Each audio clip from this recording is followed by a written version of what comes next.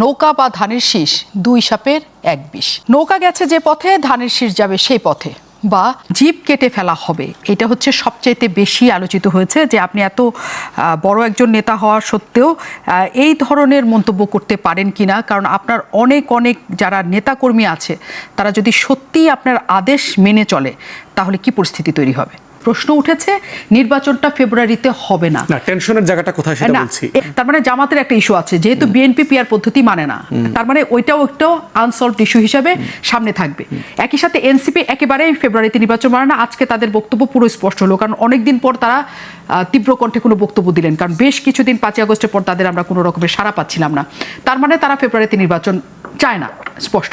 জামাত না চাইলে, এনসিপি না চাইলে, তাহলে আপনি যে একতরফা নির্বাচনের কথা বিএনপির বলছেন, সেদিকে তাকিয়ে নির্বাচন দিবে সরকার? এই দুটো আপনি বলেছেন, জামাত এবং চরমোনাই হচ্ছে এখন বিএনপির পরে সবচেয়ে বড় দুইটা দল।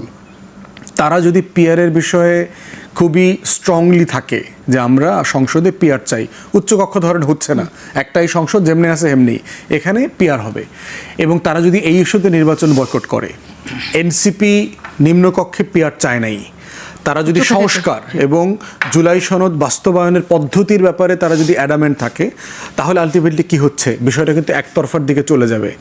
তখন সরকারের সামনে এবং বিএনপির সামনে অপশন থাকবে যে বিএনপি যাদেরকে যুগপদে এখন আসন দেয়া নেয়া করতেছে, 3টা 4টা করে থোক বরাদ্দ দিচ্ছে বিভিন্ন দলকে, তারা বিরোধী দলে চলে যাবে, এরকম একটা অপশন হবে। কিন্তু সেটা আদৌ দেশের জন্য এবং বিএনপির জন্য সম্মানজনক হবে কিনা, অন্তর্বর্তীকালীন সরকার কি এই দায়টা নিয়ে একটা ভালো নির্বাচন করবে কিনা, যে গণ অভ্যুত্থানের সকল শক্তি এই নির্বাচনে অংশগ্রহণ যেহেতু করছে না, এইরকম একটা নির্বাচনের দায় আমরা আসলে নেব না। তখন এমন হইতে পারে, প্রফেসর ইউনূস কিন্তু বেশ কয়েকবার দায়িত্ব ছেড়ে দেওয়ার জন্য উদ্যোগ নিয়েছিলেন, উনি হয়তো দায়িত্ব ছেড়ে দিতে পারেন। সিপি চাচ্ছে এগুলো সবগুলো জিনিস সমাধানযোগ্য। স্যাক্রিফাইস করতে হবে, এখানে নেতৃত্ব দেখাইতে হবে, রাষ্ট্রনায়কোচিত নেতৃত্ব দেখাইতে হবে বিএনপিকে, কারণ বাকিরা জানা অর্জন করবে তার থেকে ঐতিহাসিকভাবে বিএনপি না করলে সবচেয়ে বেশি সে লুজ করবে। কিন্তু নিশ্চয়ই, কিন্তু বিএনপিকে যে জায়গাতে এক ধরনের কোণঠাসা করে ফেলা হচ্ছে, এবং বিএনপির বিরুদ্ধে যখন এইসব স্লোগান উঠছে, এবং দেশব্যাপী যখন একটা জরিপ দেখানো হচ্ছে যে বিএনপির জনপ্রিয়তা কমে যাচ্ছে, নানা জায়গায় চাঁদাবাজি, সন্ত্রাসী কর্মকাণ্ড, দখলদারিত্ব, নানা কিছু বিএনপির বিরুদ্ধে অভিযোগ উঠছে, তখন বিএনপি ওই সুবিধাজনক জায়গায় থাকবে কিনা, মানে জনগণের কাছে। বিএনপি আওয়ামী লীগ একই রকম, এটা বলা হচ্ছে এই কারণে। একটা জরিপ গতকাল করেছে ব্র্যাক, তাদের গবেষণা সংস্থা দিয়ে, সেখানে দেখা গেছে যে 5 আগস্টের পরে বিএনপির যেখানে জনপ্রিয়তা 14% বেশি ছিল, সেটা নেমে 2% নেমে 12% এখন। জামাত ইসলামের মানে ভোট দিবে 11% জামাত, 12% হচ্ছে বিএনপিকে। এবং এই যে এই পরিস্থিতিটা তৈরি হয়েছে বিএনপির ক্ষেত্রে, বলা হচ্ছে যে এই যে নানা ধরনের চাঁদাবাজি, সন্ত্রাসী কর্মকাণ্ড, নানা কিছু, এগুলো আসলে আওয়ামী লীগের দলীয় কর্মীরাও সবসময় করত। এই প্রেক্ষিতে বিএনপি এবং আওয়ামী লীগকে একই ঘরানার বলে, নৌকা গেছে যে পথে ধানের শীষ যাবে সেই পথে, বা নৌকা বা ধানের শীষ দুই সাপের এক বিষ। 5 আগস্টের পর এই ধরনের স্লোগান এসেছে নানা সময়ে। এইসব স্লোগান বিএনপিকে কোণঠাসা করার চেষ্টা করা হয়েছে। বিএনপির কাছ থেকে যে খুব প্রতিবাদ এসেছে সে সময় এমনটা নয়। রাজনীতিতে আমরা নানা ধরনের আক্রমণাত্মক কথা শুনি, অবশ্যই শুনি, কিন্তু এই ধরনের জিপ কেটে ফেলা, কল্লা কেটে ফেলা, করে ফেলা যখন নেতারা বলতে থাকেন, একই সাথে আমি জামাতের কথাও বলছি, মানে সকল ক্ষেত্রেই বলছি, সেটা আসলে আমাদের কি বার্তা দেয়? উস্কে দেয়, নাকি এটা আসলে রাজনৈতিক আলোচনা হিসেবে আমরা রাখবো? ধন্যবাদ। আমার মনে হয় যে হাবিব ভাই যেহেতু বিএনপির রাজনীতি করেন, আমি এটাকে দেখি হচ্ছে জিয়া পরিবারের কিন্তু একটা গুণ আছে। দেখবেন হাসিনা এবং খালেদা জিয়ার মধ্যে যখন তফাৎ করা হয়, তখন দেখবেন যে একটা গুণের কথা সবসময় বলা হয় যে খালেদা জিয়া কথাবার্তায় খুব মার্জিত, চিৎকার করে কথা বলা, কাউকে আহত করে কথা বলা, তারপরে হচ্ছে কাউকে খোঁচা দেওয়া, উস্কানি দেওয়া, এ ধরনের কোনো কথা দেখবেন খালেদা জিয়া বলে না। তার অন্য দোষ ত্রুটি থাকতে পারে, সে প্রধানমন্ত্রী ছিল, সে ভালোভাবে দেশ চালাইছে পারছে কিনা, এগুলো নিয়ে আপনি সমালোচনা করতে পারেন, দলের চেয়ারপারসন। ঠিক একইভাবে দেখবেন তারেক রহমানের কোনো বক্তব্য দেখবেন মানে খুবই আক্রমণাত্মক না, কাউকে অসম্মান করা, অহেতুক কাউকে বকাঝকা করা, এবং যারা ইন্টারনালিও খালেদা জিয়া অথবা তারেক রহমানের সাথে মিট করেছেন, তারা সবাই এই দুজন লোকের ব্যাপারে এই কথাগুলো বলেন। আমি কারোর সাথে মিট করি নেই। একই রকম দেখবেন এরশাদকে আমরা স্বৈরাচার বলি না, এরশাদের ব্যাপারে অনেক বকাঝকা করি, জাতীয় পার্টির রাজনীতি নিয়ে আমরা সমালোচনা করি। এরশাদের সাথে যারা, অথবা জিএম কাদেরের সাথেও যারা নিজেরা খোলামেলা বসছেন, কথা বলেছেন, তারা সবাই বলেছেন তারা আচার আচরণে কিন্তু খুবই মানে ভদ্রচিত আর কি। টাইম ম্যানেজমেন্ট থেকে আরেকজনকে সম্মান দেয়া, এই জায়গাগুলো ছিল। জিয়াউর রহমানের কিন্তু এই গুণগুলো ছিল। এখন একটা বিষয় হচ্ছে যে ওই যে দলটা ওনারা করেন ওই দলের নেতারাই তো বেস্ট এক্সাম্পল। এবং দেখেন গত কয়েক মাস আগে আমি পত্রিকায় দেখলাম যে সম্ভবত প্রথম আলো অথবা অন্য কোথায় তারেক রহমানকে একটা কার্টুন করা হয়েছে। আপনার মনে থাকার কথা, আমরা মানে 1 থেকে 6 প্রতিদিন দেখতাম না খালেদা জিয়ার এরকম মুখটা বাঁকা করে কিন্তু ফ্যাসিবাদ নাই করে দিয়েছিল। তারেক রহমানকে কিন্তু আপনার এরকম মুখ টুক বড় টড়ো করে একটা বিশাল কার্টুন করলো কয়েক মাস আগে। এবং এটা নিয়ে কিন্তু দেখবেন যে অনলাইনে বেশ হুমকি আসছে। হুমকি আসার পরে কিন্তু তারেক রহমান নিজে স্টেটমেন্ট দিচ্ছে, এটাকে স্বাগত জানায় যে যারা রাজনীতি করবেন, যারা পাবলিক লাইফ মেনটেন করবেন, তাদেরকে হেয় করা, তাদেরকে নিয়ে হাসাহাসি করা, পলিটিক্যাল স্যাটায়ার বলতে যা বোঝায় সেইটা করবার মতো অধিকার থাকতে হবে, এবং এটাকে উনি স্বাগত জানিয়েছেন। এখন সেই রকম একটা রাজনীতির নতুন বন্দোবস্ত যেখানে আমরা দেখবার জন্য স্বপ্ন দেখি, এবং এই গত অভ্যুত্থানে যেগুলো এসছে, এবং আমিও আপনার শোতে বিভিন্ন জায়গায় বলেছি যে আমি সমালোচনা করেছি যে বিএনপির রাজনীতি নিয়ে আমার সিরিয়াস বিভিন্ন ইস্যুতে দ্বিমত আছে, কিন্তু তারেক রহমানকে নিয়ে গত কয়েকদিন আগে যে গালাগালিগুলো হয়েছে, স্লোগান হয়েছে, এবং খুবই অশোভন আচরণ করা হয়েছে এই স্লোগানগুলো দিয়ে। আমরা শেখ হাসিনাকেও কিন্তু গত 16 বছর আমরা যারা এই আন্দোলন করেছি, ফ্যাসিবাদের বিরুদ্ধে কথা বলেছি, হাবিব ভাই মজলুম মানুষ, বহুবার জেল খেটেছেন, এই আমলে বহুবার নির্যাতিত হয়েছেন, অসম্মানিত হয়েছেন, আমরা কিন্তু কেউ হাসিনাকেও এই ভাষায় কখনো কথা বলি নাই। তাহলে এখন প্রশ্ন হচ্ছে যে মানে আমি ধারণা করছি হাবিব ভাই অত সিরিয়াসলি মানে এই কনফ্রন্টেশনাল ল্যাঙ্গুয়েজ আমাদের কালচারে আছে। এখন প্রশ্ন হচ্ছে যে আমরা এই কালচারটা কি রেখে দেব না এটা পাল্টায় ফেলবো? আমরা যারা গণ অভ্যুত্থানের পরে একটা নতুন রাজনীতি দেখতে চাই, আমরা বোধ করছি এই রাজনীতি থেকে আমাদের উঠে আসা দরকার।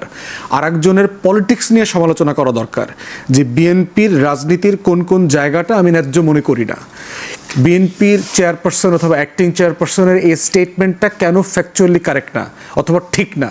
যেমন আপনারা সমালোচনা করেছেন তারেক রহমান এই যে বাসে ওঠানামা করার ভিডিও ভাইরাল হয়েছে না, এটা ঠিক হয়েছে কিনা, উনি দেশে আসলে বাসে চড়বেন কিনা, করেন, কোনো সমস্যা তো নাই, কিন্তু গালাগালি করা, বাপমা তুলে কথা বলা। ঐকমত্য কমিশনে দেখেন আমরা সপ্তাহের পর সপ্তাহ ওখানে মিটিং করেছি, বিএনপির পজিশনের অ্যাগেনস্টে সিরিয়াসলি আমরা সমালোচনা করেছি, যৌক্তিকভাবে করেছি। কই সেখানে তো বিএনপির কোনো নেতা অথবা সালাউদ্দিন ভাই, ইসমাইল ভাইয়ের বাপমা তুলে তো আমাকে গালাগালি করতে হয়নি। ভদ্র ভাষায় সেখানে অনেক তর্ক বিতর্ক এই জানে আমরা একটা রেসপন্সিবল পলিটিক্স চাই। তীব্র প্রতিক্রিয়া জানাচ্ছেন। আওয়ামী লীগের সাথে তাদের তুলনা কিছুতেই চান না তারা। তবে জরিপ বলছে আওয়ামী লীগের মতোই চাঁদাবাজি, দখল, সন্ত্রাসী কার্যক্রমের কারণে 8 মাসে তাদের জনপ্রিয়তা কমেছে। মাত্র 12% মানুষ চায় বিএনপিকে। আওয়ামী লীগের মতো বিএনপির এটি কি শুধুই অভিযোগ নাকি সত্যতাও আছে? প্রশ্নের উত্তর চাই আমরা, কারণ তো সমত নয়, ক্ষমতাকে প্রশ্ন করাই গণমাধ্যমের কাজ। আমরা প্রশ্ন করতে চাই আপনার হয়ে, জানতে চাই আপনি যা জানতে চান। আপনাদের সাথে আছি আমি নাজনীন মনি। আর আমাদের সাথে আজকে অনুষ্ঠানে এসে যুক্ত হয়েছেন বিএনপির উপদেষ্টা, চেয়ারপারসনের উপদেষ্টা হাবিবুর রহমান হাবিব, এবি পার্টির সাধারণ সম্পাদক ব্যারিস্টার আসিফুজ্জামান ফুয়াদ। আমরা আসিফুজ্জামান ফুয়াদকে একটু পরে পাচ্ছি বোধ হয়, তিনি যানজটে আটকেছেন, কিন্তু আমাদের সাথে এর মধ্যে এসে উপস্থিত হয়েছেন বিএনপি চেয়ারপারসন উপদেষ্টা হাবিবুর রহমান হাবিব। অনেক ধন্যবাদ, আপনি আমাদের সাথে এসে যুক্ত হয়েছেন। খুবই আলোচনায় এখন হাবিবুর রহমান হাবিব, আপনি, এবং সেই আলোচনার সূত্রপাত একটা সমাবেশকে কেন্দ্র করে তৈরি হয়েছে। প্যাকেটে উঠছে সেটি হচ্ছে রাজনৈতিক বক্তব্য হিসেবে আপনি অনেক জায়গায় অনেক কিছু বলতে পারেন, কিন্তু জিভ কেটে ফেলা হবে, এটা হচ্ছে সবচাইতে বেশি আলোচিত হয়েছে, যে আপনি এত বড় একজন নেতা হওয়া সত্ত্বেও এই ধরনের মন্তব্য করতে পারেন কিনা। কারণ আপনার অনেক যারা নেতাকর্মী আছে তারা যদি সত্যিই আপনার আদেশ মেনে চলে তাহলে কি পরিস্থিতি তৈরি হবে? আপনাকে ধন্যবাদ, যারা দেখছেন তাদেরকে শুভেচ্ছা। আমার ভাই ব্যারিস্টার ফুয়াদকে আজকে আলোচনা হিসেবে পেয়েছি, আমি গর্বিত। আমি খুব পরিষ্কার করে বলি, আমাকে যারা চেনে না, জানে না, তারা নানান কথা আমার সম্বন্ধে বলতে পারে। এই জিভ কাটার কথা বলেছিলাম সম্ভবত 1998 সালে।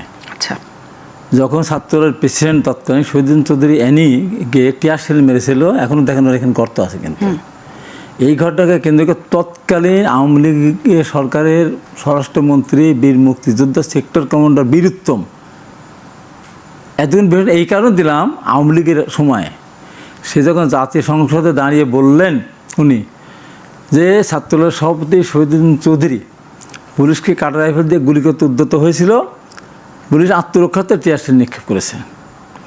এইটা বলার পরের দিন আমি প্রেস ক্লাবের সামনে দাঁড়িয়ে বলেছিলাম 98 সালে সম্ভবত, যে মেজর রফিক স্বরাষ্ট্রমন্ত্রী, আপনি জানেন না ছাত্রদল বা ছাত্রলীগের প্রেসিডেন্ট যদি কারোর দিকে কিছু তাক করতে চায়, একটা ঢিলও নিজের মানা লাগে না, ইশারা করলেই হয়। তো এই কথাটা যদি, এই মিথ্যা কথাটা যদি আপনি আওয়ামী লীগের পার্টি অফিসে বলতেন, আমি নিন্দা জ্ঞাপন করতাম। জাতীয় প্রেস ক্লাব, জাতির বিবেক, এখানে বললে তীব্র প্রতিবাদ করতাম।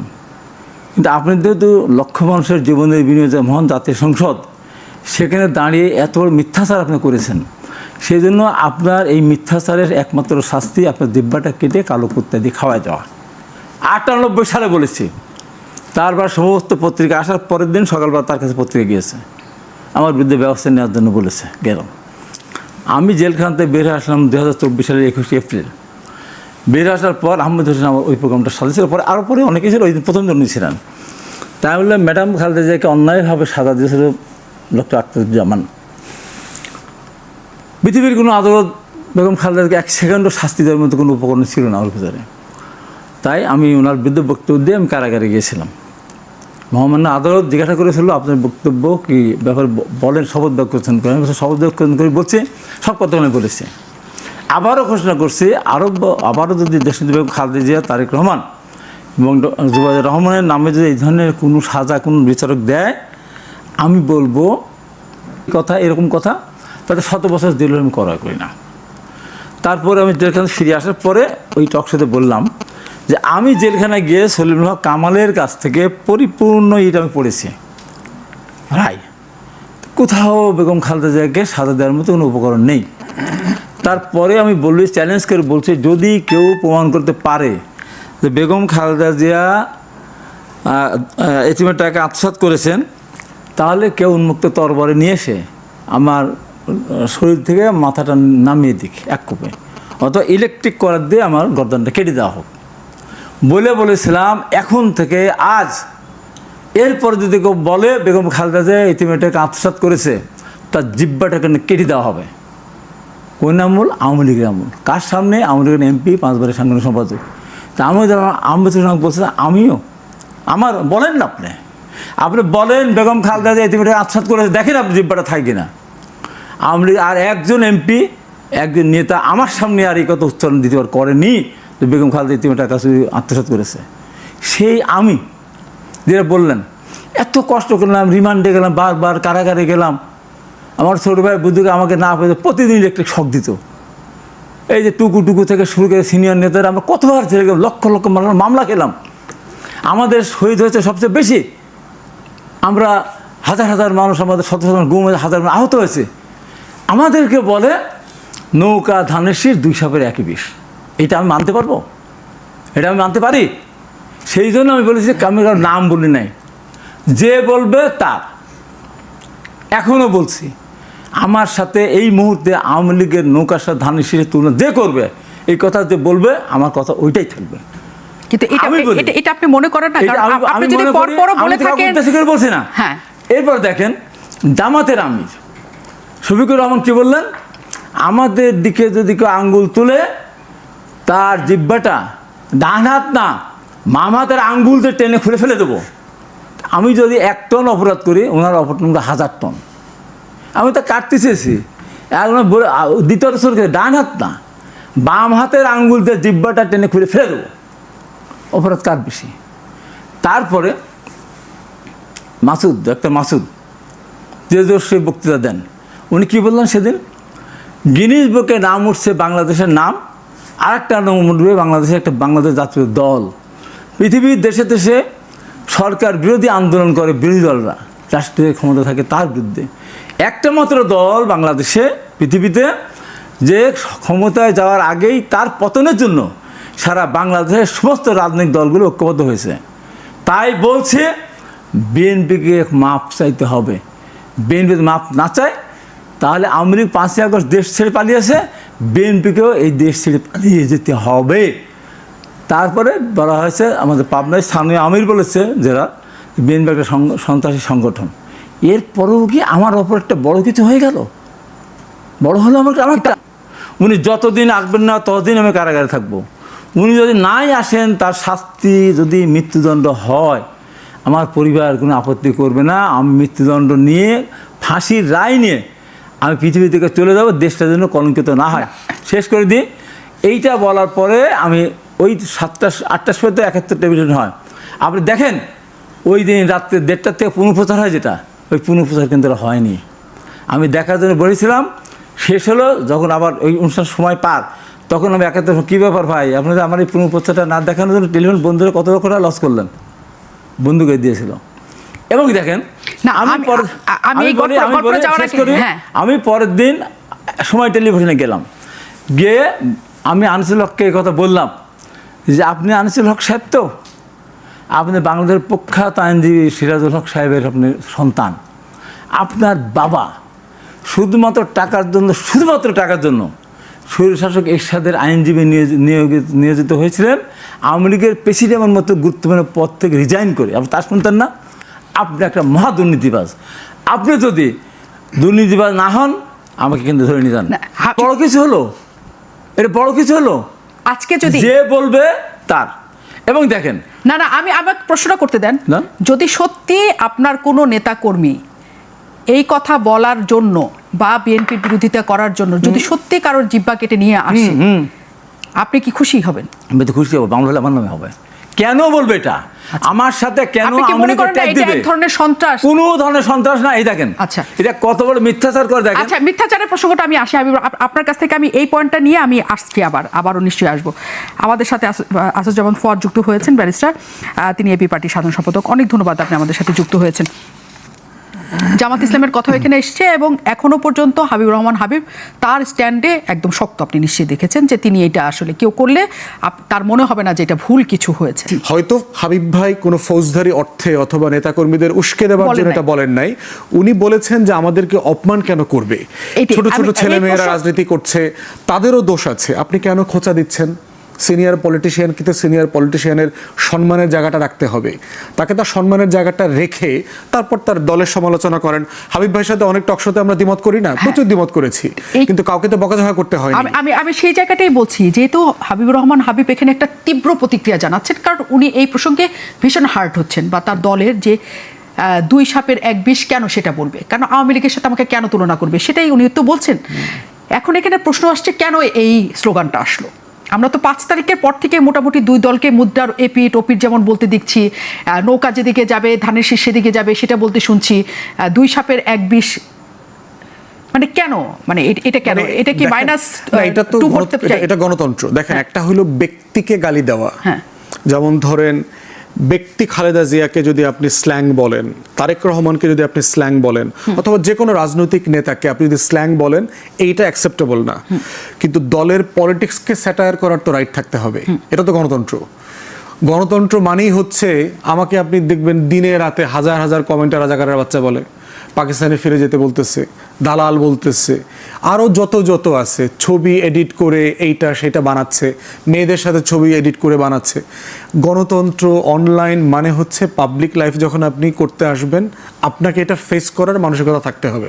আমাকে মানুষ গাইলাবে, আমাকে মানুষ অপছন্দ করবে, আমাকে মানুষ সমালোচনা করবে। এখন এই সমালোচনার ভাষাটা কত মার্জিত হতে পারে সেইটার এক্সপেকটেশনের আলোচনাটা আমরা করব, যে একটা রেসপন্সিবল পলিটিক্সের জায়গাতে আমরা সিরিয়াসলি এই আলোচনাটা আনতে পারি কিনা, যে ইস্যুর উপর কথা বলবো, দফার উপরে কথা বলবো। বিএনপির সমালোচনা কি? আপনি বিএনপির 31 দফা নিয়ে কথা বলেন, তারেক রহমানের বক্তব্য নিয়ে কথা বলেন, নেতা কর্মীদের সারা দেশের আচার আচরণ নিয়ে কথা বলেন, কোনো সমস্যা তো নাই, কিন্তু গালাগালি কেন করতে হবে? মানে ওই জায়গাটাতে আমাদের একটা সীমানা টানা দরকার। এবং এটা এমন জিনিস, এটা আপনি আইন করেও করতে পারবেন না, এটা হচ্ছে চর্চার মধ্য দিয়ে, অভ্যাসের মধ্য দিয়ে একটা কালচার ডেভেলপ করতে হবে। কিন্তু এইটার প্রসঙ্গটা যে জায়গাতে এসছে, আপনার কাছে সেই প্রশ্ন আমি রেখে যেতে চাই। আমি ফিরবো যে বিএনপি আওয়ামী লীগ একই, এই যে সারা দেশে রাজনৈতিক দলগুলো এই কথাটা বলার রাইট থাকতে হবে তো। হ্যাঁ, আমি আমাদেরকে আপনারা এবি পার্টিকে আপনারা জামাতের বি টিম বানাইছেন না গত 5 বছর ধরে, নিশ্চয়ই। তো সমস্যা কি? বানাইছে, আমাকে প্রমাণ করতে হয়েছে যে আমি বি টিম না, সেটা প্রমাণ করবে নাকি এটার তীব্র প্রতিক্রিয়া আসবে সেটা আমি জানতে চাই। এটা বিএনপিকে প্রমাণ করতে হবে যে আমি বদলে যাওয়া দল, নিশ্চয়ই। আমি 31 দফার দল, আমি এমন একটা দল যে আপনি আওয়ামী লীগের সাথে আমাকে মিলাইতে পারবেন না। এটা তাকে তার কাজ, আচরণ, আগামী দিনের গভর্নেন্স, শাসন দিয়ে তাকে প্রমাণ করতে হবে। নিশ্চয়ই। হাবিব ভাইয়ের কাছে আমি জানতে চাই, সেই বদলে যাওয়াটা আওয়ামী লীগের কাছ থেকে আলাদা হতে পেরেছে কিনা বিএনপি। আমি একটু বিরতির পরে যাব, কারণ এর মধ্যেই আপনারা নিশ্চয়ই শুনেছেন নাসরুদ্দিন পাটোয়ারি, এনসিপির নেতা, তিনি বলেছেন যে ফেব্রুয়ারিতে নির্বাচন হবে না। তিনি স্পষ্ট বলেছেন যদি হয় তাহলে যারা মৃত্যু বরণ করেছেন, যারা শহীদ হয়েছেন জুলাইয়ে, তাদের কবর থেকে তাদের জ্যান্ত করে নিয়ে আসতে হবে সরকারকে, তারা সেটি বলেছেন। খুবই বড় কথা বলে দিয়েছেন।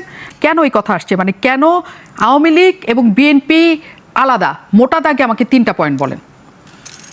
আওয়ামী লীগ আর বিএনপি আলাদা এই কারণে, প্রথম যদি আমি ধরি, বিএনপির নেত্রী বেগম খালেদা জিয়া কারোর বিরুদ্ধে পড়েন না। এই যে এত তাকে শাস্তি দিল, আজ পর্যন্ত কিন্তু আওয়ামী লীগের নাম উচ্চারণ করেনি। আওয়ামী লীগ এই যে ভোট বিহীন অবস্থায় একবার 153 বিনা ভোটে, তারপর 24 সালে রাতের ভোট কেটে নিয়েছে, এটা একটা ডিফারেন্স। বিএনপির সাথে ডিফারেন্স, বিএনপি আপনার এতে বিশ্বাস করে, অর্থনীতিতে, ফ্রি অর্থনীতিতে। আওয়ামী লীগের গঠনতন্ত্র আছে, সমাজতন্ত্র, তারা ধর্মনিরপেক্ষ জাতীয়তাবাদ একটা তারা মানে না। বিএনপি যা বলে তাই করে, আর আওয়ামী লীগ যা বলে তা করে না। এটা হলো বড় পার্থক্য। এখন আপনি আসেন যে আমি কেন কথাগুলি বলেছি। তারেক রহমান নিষ্পাপ একটা মানুষ লন্ডনে বসে আছেন। এখানে ঢাকা শহরে, পুরনো ঢাকায় সোহাগ হত্যাকাণ্ড সংঘটিত হলো, দুইটাই যুবদল এবং একদম ভাঙড়ি ব্যবসাকে কেন্দ্র করে। আমি রাতের বেলায়, আমি তো খেয়াল করি না, আমি বাড়িতে, এক ডিস্ট্রিক্ট জাজ আমার, জয়েন্ট ডিস্ট্রিক্ট জাজ আমার পাশে গেছে, এক সাংবাদিক আছে। হঠাৎ করে ফেসবুকে দেখি যে স্লোগানের slogan, engineering university, Tarek Rahman, Hasina গেছে যে পথে, তারেক যাবে সে পথে, টিনের চালে কাউয়া, তারেক রহমান কী সব বাজে, চাঁদা ওঠে লন্ডনে চলে যায়, পল্টনে, চাঁদা ওঠে পল্টনে চলে যায় লন্ডনে, এবং বিভিন্ন জায়গায় অফিস আদালতে আক্রমণ এবং অনেক জায়গায় ভাঙচুর করা হয়েছে।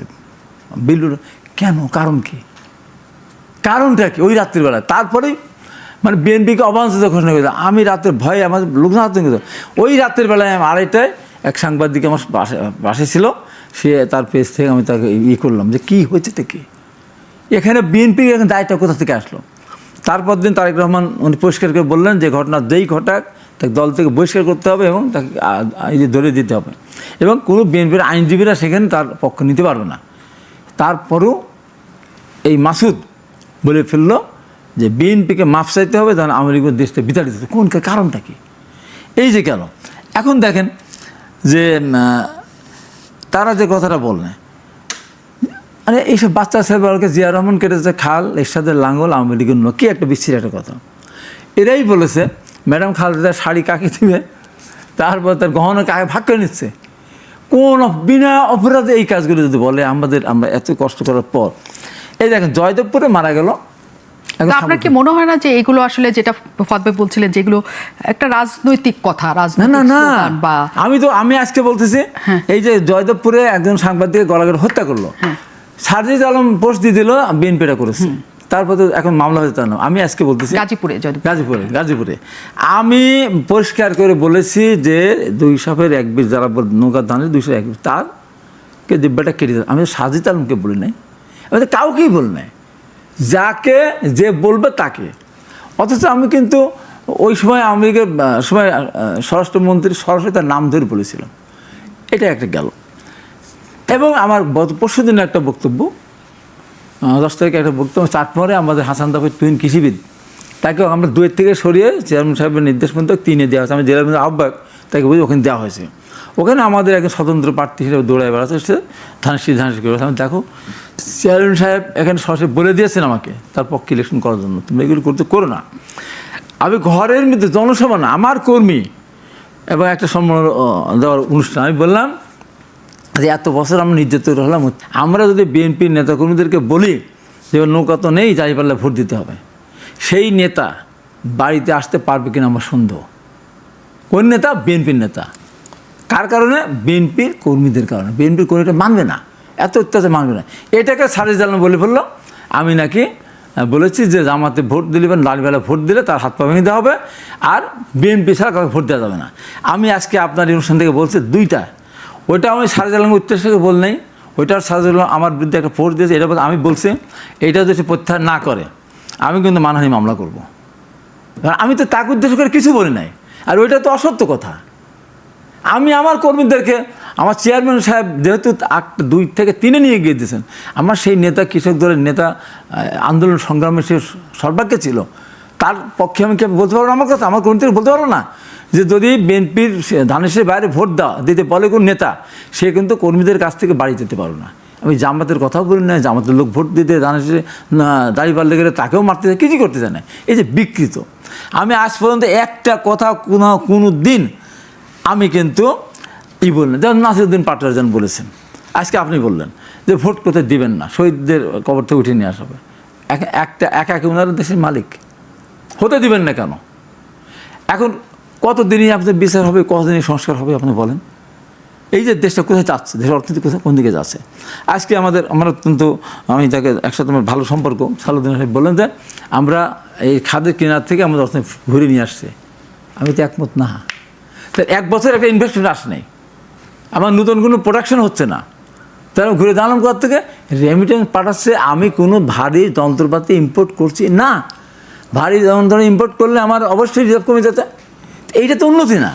তো এখন দেশটা যতক্ষণ পর্যন্ত একটা নির্বাচন না হবে ততক্ষণ পর্যন্ত কিন্তু আপনার দেশের উন্নয়ন হওয়ার কোনো সম্ভাবনা নেই। কিন্তু তারা চাচ্ছে না, তারা তো স্পষ্ট বলেছে হবে না। তারা বললেই তো হবে না। এই কথাটা কারা বলেছিল? আমরা সবাই মিলে 85 নির্বাচন করলে উপজেলা সব দল বল আমরা চেয়েছিলাম, বিএনপি, তারপরে জামাত সব আওয়ামী লীগ সহ ওই নির্বাচন ঠেকাতে আমরা পারিনি। 86 আওয়ামী লীগ নির্বাচন জামাতকে সাথে করে বিএনপি গেল না, নির্বাচন ঠেকাতে পারেনি। 88 বিএনপি জামাত আওয়ামী লীগ মিলে এর সাথে দল ছিল না, বল ছিল না, শিল্পী ছিল না, সাহিত্য ছিল না, গায়ক ছিল না, গায়িকা ছিল না, নায়ক ছিল না, নায়িকা ছিল না, তারপর আমরা সবাই মিলে ঠেকাতে পারিনি। 1996 সালে ম্যাডাম খালেদা যেটা ইতিহাসে তার নাম লেখা থেকে সন্ন্যাস করে শুধু তত্ত্বাবধায়ক সরকার সংবিধান সংশোধন করার জন্য 15 নির্বাচন করেছিলেন। সেই নির্বাচনও জাতীয় পার্টি আওয়ামী লীগ জামাত মিলেও সেই নির্বাচন ঠেকাতে পারেনি। ম্যাডাম কিন্তু 30 তারিখে পদত্যাগ করে উনি সংবিধান তত্ত্বাবধায়ক সংশোধন করে যেটা ইতিহাস তার নাম লেখাতে সন্ন্যাস করে। 2014 সালে 153টা বিনা প্রতিদ্বন্দ্বিতা নিয়ে গেছে, সব দল মিলে আমরা ঠেকাতে পারিনি। 2018 রাতের ভোট কেটে নিয়েছে, ঠেকাতে পারিনি। 2024 সালে আমাদের সব দলকে বাদ দিয়ে আওয়ামী লীগ নির্বাচন করেছেন, ঠেকাতে পেরেছে। তাই বলি যে যতই বলুন না, জনপ্রতিরোধের সম্মুখীন হবে তারা। নির্বাচন ঠেকাতে তো প্রশ্নই ওঠে না। নির্বাচনের তারিখ দেওয়ার জনগণ রাস্তায় নেমে পড়তেন, তারা 70 ভোট দিতে পারে না, তারা বারবার ভোট দিতে পারছে না। জন আকাঙ্ক্ষাকে আপনি তো একেবারে উড়াইয়ে দেবেন, এটা তো সম্ভব না। আসাদুজ্জামান ফুয়াদ, আপনার কি মনে হয়? বলছেন যে নির্বাচনকে আপনারা ঠেকাতে পারবেন না, যদি হওয়ার কথা নির্বাচন তাহলে হবেই। আসলে এনসিপি যদি চায় নির্বাচন কি বিলম্বিত করতে পারে? না, একটা বিষয় হচ্ছে যে রাজনৈতিক কিছু টেনশন তো আছে, সার্টেনলি, কোনো সন্দেহ নাই, কিন্তু সেটা মোটা দাগে নির্বাচন পিছায় যাবে বলে এখন পর্যন্ত সেই আশঙ্কা আমি করছি না। রাজনীতিতে অনেক মেটাফোর আছে, আপনি যেটা বলছিলেন এর আগে, যে রাজনৈতিক দল নেতাগুলো অনেকগুলো জিনিস বলে, আসলে এটা মিন করে না, অথবা ধরেন নেগোশিয়েটিং টুল আছে। একটা বিষয় দেখেন যে বিএনপি যে জায়গাটাতে এখন আছে নির্বাচনের, এইটা একটা, আমরা যেভাবে একতরফা নির্বাচনের জন্য আওয়ামী লীগকে বলি না, 18 এবং 73 সালের নির্বাচন একতরফা করে নিয়ে গেছে এবং সেটা আনফেয়ারলি করছে। এবারের নির্বাচনটা কিন্তু আপনার ফেয়ার নির্বাচন, সুষ্ঠু নির্বাচনটাই একতরফা হয়ে যাওয়ার সম্ভাবনা আছে। কারণ বিএনপির ইতিহাসে প্রথমবারের মতো তাকে সিরিয়াসলি প্রতিটা আসনে কম্পিট করবার মতো কোনো প্রার্থী নাই। তো সেখানে আমি যেটা দেখলাম যে সব দল যদি একত্রিত হয়ে যায়, তারপরও বিএনপির অ্যাগেনস্টে 100 প্রার্থী দেওয়া সিরিয়াসলি ডিফিকাল্ট হবে। বিএনপির সবচেয়ে বড় চ্যালেঞ্জ হবে বিএনপি নিজে, তার বিদ্রোহী প্রার্থী। প্রত্যেক আসনে সিরিয়াস 130-35টা আসনে সিরিয়াস বিদ্রোহী প্রার্থী আছে, এবং যারা ইকুয়ালি স্ট্রং, দুজনের মতো করে আর কি, লড়বার মতো। তাহলে সেই রকম একটা একতরফা সুষ্ঠু নির্বাচন কি বিএনপির জন্য সম্মানজনক হবে কিনা? যে আপনি ফাঁকা মাঠে গোল দিয়েছেন, কেউ ছিল না, 280 সিট পেয়ে গেলেন হুট করে, এটা বিএনপির কোনো দোষ না, but this is a reality, এটা হওয়ার সম্ভাবনা আছে। সেখানে আবার দেখেন যে জুলাই সনদ বাস্তবায়ন নিয়ে কিন্তু দলগুলোর ভিতরে সিরিয়াস ইস্যুজ আছে, যে আমরা এগুলো একমত হয়েছি, বাস্তবায়ন কিভাবে হবে। বাস্তবায়নের ব্যাপারে কমিশন যেটা প্রস্তাব করেছে, এটা আসলে বিএনপির প্রস্তাব। আগামী সংসদ 2 বছরের মধ্যে এগুলো বাস্তবায়ন করবে। আমরা যারা বাকিরা আছি, আমরা অনেকেই এই প্রস্তাবের সাথে একমত না। আমরা বোধ করছি যেগুলো সবাই ইতিমধ্যে একমত হয়ে গেছি, সেটার জন্য আমি কেন 2031 সাল পর্যন্ত অপেক্ষা করব। যেমন ধরেন আমরা যদি সবাই ডিসাইড করলাম যে মেয়েদের আসন 50 থেকে 100-তে নিব, তো এটার জন্য আমি 2032 পর্যন্ত অপেক্ষা করব কেন? এটা 2026-এ কেন হবে না? আমরা যদি সবাই একমত হই যে মেয়েদেরকে ন্যূনতম 5% সিটে সরাসরি নমিনেশন দেওয়ার চেষ্টা করব, তো সেটা 2032 সালের জন্য অপেক্ষা করব কেন? আমরা যদি সবাই একমত হয়ে যাই 2 টার্মের বেশি ক্ষমতায় কেউ প্রধানমন্ত্রী এই থাকতে পারবে নির্বাচনে না, সেসব পরিবর্তন চান। এটা দরকার, কিন্তু এখনই দরকার, কিন্তু এখনই হতে সেটা পারে। তো নির্বাচন হলে, আপনি যেটা বলছেন সেটা নির্বাচন হলে, প্রশ্ন উঠেছে নির্বাচনটা ফেব্রুয়ারিতে হবে না। না, টেনশনের জায়গাটা কোথায় সেটা না, বলছি। তার মানে জামাতের একটা ইস্যু আছে, যেহেতু বিএনপি পিআর পদ্ধতি মানে না, তার মানে ওইটাও একটা আনসলভড ইস্যু হিসাবে সামনে থাকবে। একই সাথে এনসিপি একেবারেই ফেব্রুয়ারিতে নির্বাচন মানে না। আজকে তাদের বক্তব্য পুরো স্পষ্ট হলো, কারণ অনেকদিন পর তারা তীব্র কণ্ঠে কোনো বক্তব্য দিলেন, কারণ বেশ কিছুদিন 5 আগস্টের পর তাদের আমরা কোনো রকমের সাড়া পাচ্ছিলাম না। তার মানে তারা ফেব্রুয়ারিতে নির্বাচন চায় না, স্পষ্ট। জামাত না চাইলে, এনসিপি না চাইলে, তাহলে আপনি যে একতরফা নির্বাচনের কথা বিএনপির বলছেন, সেদিকে তাকিয়ে নির্বাচন দিবে সরকার? মানে একটা তো বিষয় হইল যে সবাই গেলেও একটা একতরফা বিজয়ের সম্ভাবনা আছে। জি। নির্বাচনটা একতরফাই হয়ে যাবে, একমুখী হয়ে যাবে। এরপরে টেনশনের জায়গাগুলো হচ্ছে যে দুটো আপনি বলেছেন, জামাত এবং চরমোনাই হচ্ছে এখন বিএনপির পরে সবচেয়ে বড় দুইটা দল।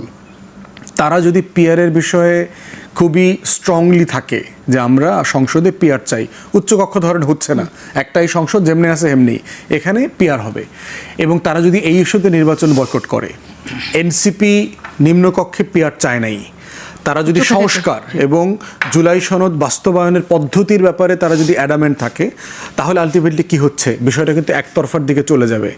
তখন সরকারের সামনে এবং বিএনপির সামনে অপশন থাকবে যে বিএনপি যাদেরকে যুগপদে এখন আসন দেয়া নেয়া করতেছে, 3টা-4টা করে থোক বরাদ্দ দিচ্ছে বিভিন্ন দলকে, তারা বিরোধী দলে চলে যাবে, এরকম একটা অপশন হবে।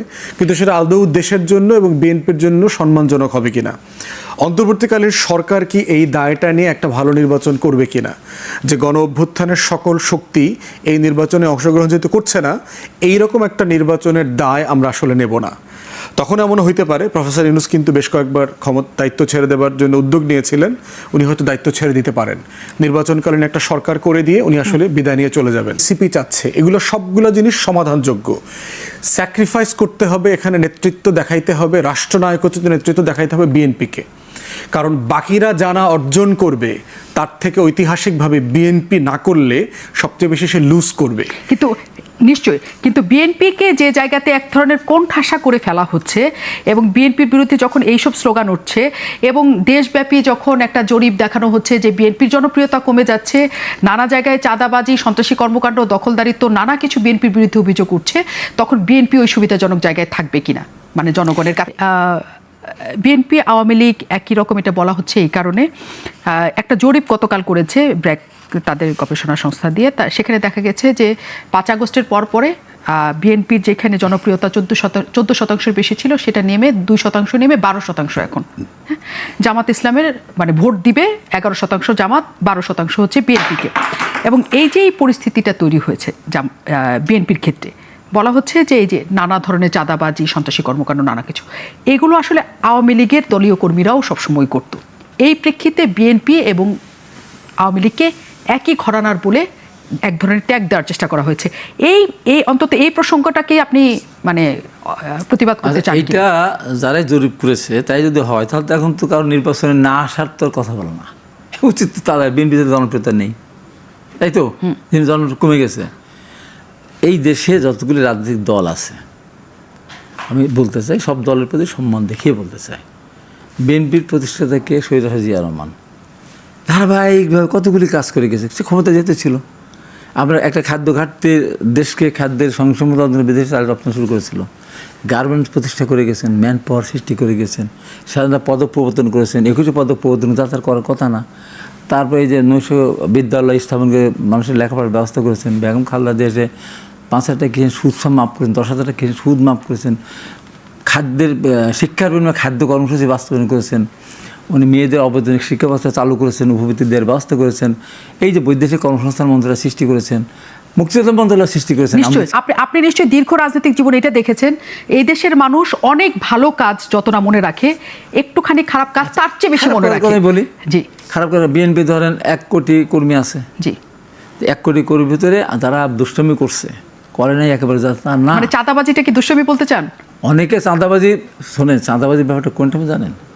তখন বাস স্ট্যান্ড ছিল বিএনপি আওয়ামী লীগের দখলে। আওয়ামী লীগ চলে গেছে, বাসে সিরিয়াল কে দিবে? টেম্পো স্ট্যান্ড ছিল আওয়ামী লীগের দখলে, চলে গেছে। আওয়ামী লীগ একটা টেম্পো চালু করতে 10,000 টাকা নিত, এই আওয়ামী লীগ 1 টাকা দেওয়া লাগে না, সারাদিনে 20 টাকা দেওয়া লাগে। এটা কি চাঁদাবাজি? আওয়ামী লীগের লোকেরা বিএনপির ধরেন খাল বিল যেগুলি সরকার ডাকছিল সেগুলো নিয়ে জোর করে কেড়ে নিয়েছিল, তারা সঙ্গে চলে গেছে, সরকারি ইজারা দিয়েই তারা নিচ্ছে। এই হাট বাজারগুলি, কিন্তু এর জন্য তো আওয়ামী লীগের মতো করে বলা হয় তারা এগুলো খারাপ করেছে বলে তাদের লিগেসি বিএনপি ধরে রাখবে। এখন ওই হাট বাজারগুলো পরিচালনা করতে সরকার ট্যাক্স দিতে হবে না? তো সেটা তো সরকার ডাক ডেকেই তো তারা হাট বাজার পরিচালনা করতেছে। সরকার ডেকে বিএনপি কে কাজ দিয়েছে হাট বাজার পরিচালনা সরকার না তো, আপনি ইজারা আপনি দিবেন 1 লাখ টাকা, কাদের কাছ থেকে পেয়েছে? সরকারের কাছ থেকে। সরকারের কাছ থেকে নিয়েছে হয়তো জি। একটা হাট ধরেন আপনি রাখলেন 2 কোটি, আমি রাখলাম 2 কোটি 5 লাখ, আমি তো পাবো। সরকারের ঘাটে বেজি আমি দিলাম, এর বাইরে কিছু জায়গায় আছে। ধরেন আপনি ধরেন চাঁদাবাজি কোনটা, আপনি একটা বাড়ি বানাচ্ছেন, সেখানে দিয়ে দিলাম, বললাম 5 লাখ টাকা না দিয়ে বাড়ি বানাতে দেবো না। আপনারা জমি কিনছেন, সেই জমি দখল দিচ্ছেন, আমাকে 2 লাখ টাকা জমি দখল দেবেন, সেইগুলি চাঁদাবাজি। এগুলির সংখ্যা সেগুলো করছে না, সেগুলো তো করছে, এগুলি খুব কম, ওইগুলি হচ্ছে বেশি। আমার জায়গা ছিল, আমি সেখানে গিয়েছি। এবার আপনি আসেন বিএনপি জামাতদের, আমি বলছি, আমি শেষ করি, খুব অল্প কথা শেষ করি। যেটা আজকে কথা, আওয়ামী লীগ ক্ষমতার থেকে নির্বাচন যে কথাটা আপনি বলছেন, এখন তো বিএনপি ক্ষমতায় নেই, জোর করার কোনো সুযোগ নেই। কিন্তু আমরা তো বাড়ি করে থাকতে পারি না। আরে ভাই, আমাদের তো বিএনপির জন্মহার কমে গেছে। তো আমাদের ছেলেরা যুবদল ছাত্রদল ছেলে বিয়ে করতে পারে নাই, তারা বউ বাচ্চার কাছে যেতে পারে নাই। আমাদের জন্মহার মিনিমাম 5% জন্মহার আমাদের কমে গেছে। এত অত্যাচার নিজের সহ্য করেছে। কিছু ছেলে দুষ্টামি যারা করতেছে তাদের তো বহিষ্কার করতেছে। এবং আমি বলি যতদিন যাবে জামাতে জনপ্রিয়তা আরো কমবে, এনসিপি জনপ্রিয়তা আরো কমে যাবে। অনেক ধন্যবাদ। ইতিমধ্যে জামাত চাঁদাবাজি শুরু করেছে, ব্যাংক দখল তো আগেই করেছে। ভাই, শেষ মুহূর্তে জানতে চাই যে এই দ্বন্দ্ব থেকে বিএনপিকে একটা ভালো জায়গায় নেওয়ার জন্য বিএনপির জন্য আপনার কিছু বলার আছে কিনা? শুধু বিএনপি না, পলিটিক্যাল কালচারের অংশ হিসাবে মোটা দাগে রাজনৈতিক দলগুলোকে 3টা জায়গায় সংস্কার করতে হবে। আমরা যদি সবসময় দেখবেন যে অন্যের সংস্কার, রাষ্ট্রের সংস্কার, সরকারের সংস্কার নিয়ে কথা বলি, নিজেদের সংস্কার নিয়ে কম কথা বলি। 3টা জায়গায় মোটা দাগে দরকার। একটা হচ্ছে যে দলে নেতা কিভাবে নির্বাচিত হবে, একদম তৃণমূল থেকে শুরু করে একদম কেন্দ্র পর্যন্ত, চেয়ারপারসন পর্যন্ত সব দলে। আর 2টা পরপর। দ্বিতীয়ত হচ্ছে দলের আয় ব্যয়ের উৎস কি, টাকা কিভাবে ওঠে, কিভাবে যায়, খরচ হয়। দলের বাইরে কথা বলার স্বাধীনতা, গণতান্ত্রিক জায়গা থাকতে হবে। এইটা না থাকলে বাইরে এই প্ল্যাটফর্মগুলো দিয়ে সংস্কার করা সম্ভব হবে না। কেন এই কথা আসছে, মানে কেন আওয়ামী লীগ এবং বিএনপি আলাদা? মোটা দাগে আমাকে 3টা পয়েন্ট বলেন। আওয়ামী লীগ আর বিএনপি আলাদা এই কারণে, প্রথম যদি আমি ধরি, বিএনপির নেত্রী বেগম খালেদা জিয়া কারোর বিরুদ্ধে পড়েন না। এই যে এত তাকে শাস্তি দিল, আজ পর্যন্ত কিন্তু আওয়ামী লীগ নাম উচ্চারণ করেনি। আওয়ামী লীগ এই যে ভোট বিহীন অবস্থায় একবার 153 বিনা ভোটে, তার 24 লেগে রাতের ভোট কেটে নিয়েছে। এটা একটা ডিফারেন্স বিএনপির সাথে। ডিফারেন্স, বিএনপি আপনার এতে বিশ্বাস করে, অর্থনীতিতে, ফ্রি অর্থনীতিতে। আওয়ামী লীগের গঠনতন্ত্র আছে, সমাজতন্ত্র, তারা ধর্মনিরপেক্ষ জাতীয়তাবাদ একটা তারা মানে না। বিএনপি যা বলে তাই করে, আর আওয়ামী লীগ যা বলে তা করে না। এটা হলো বড় পার্থক্য। এখন আপনি আসেন যে আমি কেন কথাগুলি বলেছি। তারেক রহমান নিষ্পাপ একটা মানুষ লন্ডনে বসে আছেন। এখানে ঢাকা শহরে, পুরনো ঢাকায় সোহাগ হত্যাকাণ্ড সংঘটিত হলো 2টাই যুবদল এবং একদম ভাঙড়ি ব্যবসাকে কেন্দ্র করে। আমি রাতের বেলায়, আমি তো খেয়াল করি না, আমি বাড়িতে, এক ডিস্ট্রিক্ট জাজ, আমার জয়েন্ট ডিস্ট্রিক্ট জাজ আমার পাশে গেছে, এক সাংবাদিক আছে। হঠাৎ করে ফেসবুকে দেখি যে স্লোগানের স্লোগান, ইঞ্জিনিয়ারিং ইউনিভার্সিটিতে তারেক রহমান, হাসিনা গেছে যে পথে, তারেক যাবে সে পথে, টিনের চালে কাউয়া, তারেক রহমান কী সব বাজে, চাঁদা ওঠে লন্ডনে চলে যায়, পল্টনে চাঁদা ওঠে, পল্টনে চলে যায় লন্ডনে। এবং বিভিন্ন জায়গায় অফিস আদালতে আক্রমণ এবং অনেক জায়গায় ভাঙচুর করা হয়েছে। বিল্ডুর কেন, কারণ কি, কারণটা কি? ওই রাত্রিবেলায় তারপরেই মানে বিএনপিকে অবাঞ্ছিত ঘোষণা করেছে। আমি রাতের ভয়ে আমার লোকজন আতঙ্কিত। ওই রাতের বেলায় আমি 2:30টায় এক সাংবাদিক আমার পাশে ছিল, সে তার পেজ থেকে আমি তাকে করলাম যে কী হয়েছে থেকে এখানে বিএনপির এখন দায়টা কোথা থেকে আসলো।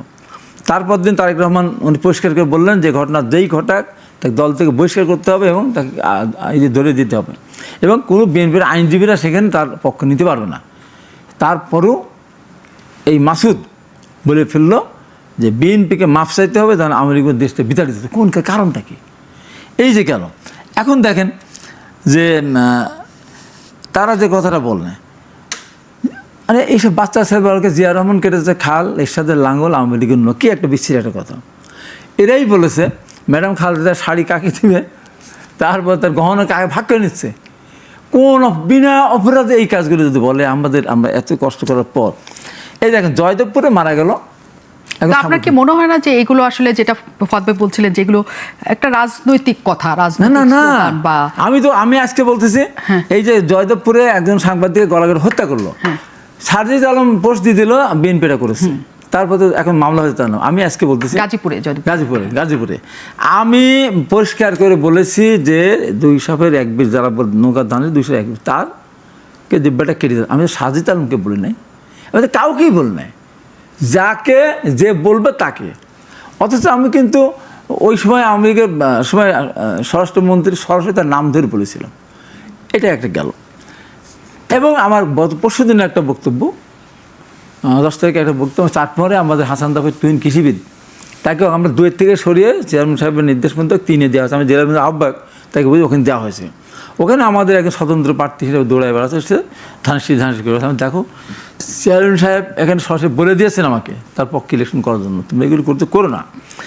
আমি ঘরের মধ্যে জনসভা না, আমার কর্মী এবং একটা সম্মান দেওয়ার অনুষ্ঠান, আমি বললাম যে এত বছর আমরা নির্যাতিত হলাম, আমরা যদি বিএনপির নেতাকর্মীদেরকে বলি যে নৌকা তো নেই, যাই পারলে ভোট দিতে হবে, সেই নেতা বাড়িতে আসতে পারবে কিনা আমার সন্দেহ। কোন নেতা? বিএনপির নেতা।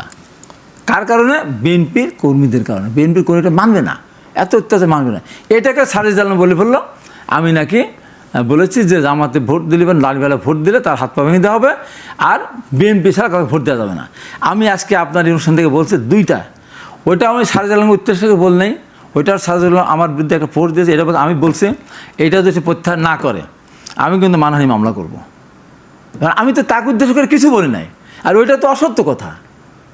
আমি আমার কর্মীদেরকে, আমার চেয়ারম্যান সাহেব যেহেতু 2 থেকে 3-এ নিয়ে গিয়ে দিয়েছেন, আমার সেই নেতা, কৃষক দলের নেতা, আন্দোলন সংগ্রামে সে সর্বাগ্রে ছিল, তার পক্ষে আমি কি বলতে পারবো না আমার কথা? আমার কর্মীদের বলতে পারবো না যে যদি বিএনপির ধানেশের বাইরে ভোট দিতে বলে কোন নেতা, সে কিন্তু কর্মীদের কাছ থেকে বাড়ি যেতে পারবে না। আমি জামাতের কথাও বলি না, জামাতের লোক ভোট দিতে ধানেশে দাঁড়িপাল্লে গেলে তাকেও মারতে যায়, কিছু করতে চায় না। এই যে বিকৃত, আমি আজ পর্যন্ত একটা কথা কোনো দিন আমি কিন্তু বললেন, যেমন নাসিরউদ্দিন পাটোয়ারি বলেছেন, আজকে আপনি বললেন যে ভোট কোথায় দিবেন না, শহীদদের কবর থেকে উঠিয়ে নিয়ে আসা হবে। একা ওনারা দেশের মালিক, হতে দিবেন না কেন? এখন কতদিনই আপনার বিচার হবে, কতদিনই সংস্কার হবে আপনি বলেন? এই যে দেশটা কোথায় যাচ্ছে, দেশের অর্থনীতি কোথায়, কোন দিকে যাচ্ছে? আজকে আমার অত্যন্ত, আমি তাকে একসাথে আমার ভালো সম্পর্ক, সালুদ্দিন সাহেব বললেন যে আমরা এই খাদের কিনার থেকে আমাদের অর্থনীতি ঘুরে নিয়ে আসছে। আমি তো একমত না। তাই 1 বছর একটা ইনভেস্টমেন্ট আসে নাই, আমার নতুন কোনো প্রোডাকশন হচ্ছে না, তারা ঘুরে দাঁড়ালাম কোথা থেকে? রেমিটেন্স পাঠাচ্ছে। আমি কোনো ভারী যন্ত্রপাতি ইম্পোর্ট করছি না। ভারী যন্ত্র ইম্পোর্ট করলে আমার অবশ্যই রিজার্ভ কমে যেতে, এইটা তো উন্নতি না।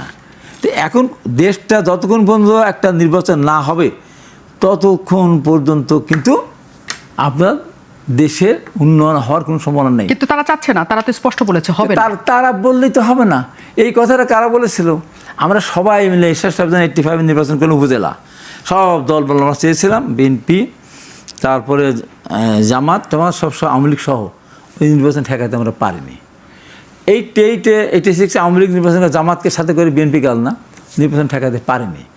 88 বিএনপি, জামাত, আওয়ামী লীগ মিলে এর সাথে দল ছিল না, বল ছিল না, শিল্পী ছিল না, সাহিত্য ছিল না, গায়ক ছিল না, গায়িকা ছিল না, নায়ক ছিল না, নায়িকা ছিল না। তারপর আমরা সবাই মিলে ঠেকাতে পারিনি। 1996 সালে ম্যাডাম খালেদা যেটা ইতিহাসে তার নাম লেখা থেকে সন্ন্যাস করে শুধু তত্ত্বাবধায়ক সরকার সংবিধান সংশোধন করার জন্য 15 নির্বাচন করেছিলেন। সেই নির্বাচনও জাতীয় পার্টি, আওয়ামী লীগ, জামাত মিলেও সেই নির্বাচন ঠেকাতে পারেনি। ম্যাডাম কিন্তু 30 তারিখে পদত্যাগ করে উনি সংবিধান সংবিধান সংশোধন করে যেটা ইতিহাস তার নাম লেখাতে সন্ন্যাস করে। 2014 সালে 153টা বিনা প্রতিদ্বন্দ্বিতা নিয়ে গেছে, সব দল মিলে আমরা ঠেকাতে পারিনি। 2018 রাত্রির ভোট কেটে নিয়েছে, ঠেকাতে পারেনি। 2024 সালে আমাদের সব দলকে বাদ দিয়ে আওয়ামী লীগ নির্বাচন করেছেন, ঠেকাতে পেরেছে। তাই বলি যে যতই বলুন না। অনেক ধন্যবাদ। আমরা আলোচনাতে আবারও নিশ্চয়ই ফিরতে পারবো। আপনাদের সবাইকে ধন্যবাদ। দর্শক, আবারও দেখা হবে।